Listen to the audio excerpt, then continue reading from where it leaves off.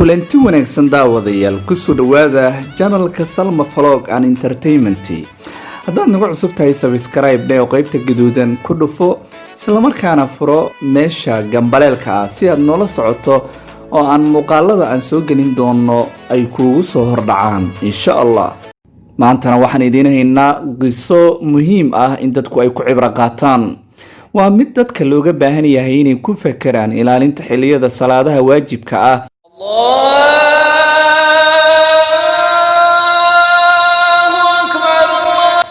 sheekaya shaqo walba oo aad ku jirto ka istaag markaad maqasho aadaanka salaada oo waajibka kugu ah soo tuko haddii aadan cudurdaar u haysan in aad salaadaas ka tagto.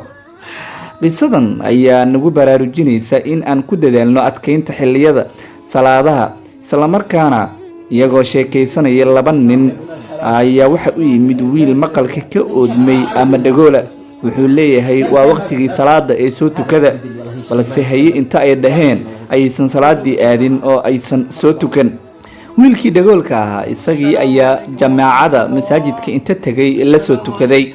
markii uu ka soo baxay salaada ayuu albaabka kula kulmay labadii nin midkood. salaan ayuuna u soo taagay waana uu ka diiday isagoo Allah sheegay in uusan raalli ka noqonayn kan xarigiisa jaray. midkii kale wili meeshii ayuu iska fadhiyaa. labada nin ee sheekaysanaya weeyaane. wuxuu galay wiilkii guriga isagoo kitaabka quraanka kariimka soo qaaday, wuxuuna aayadan tusay ninkii meesha fadhiyay iyo miisaanka ay leedahay cadaab.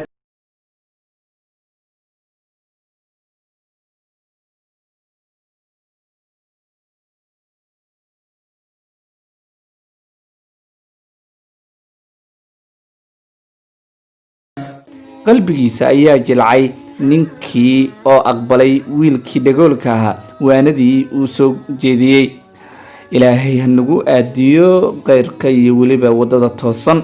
gudaheena daawadeen intaasaynu kusoo gabagabeynayna muuqaalkan waxaad ka daawanayseen channelka Salma Vlog and Entertainment.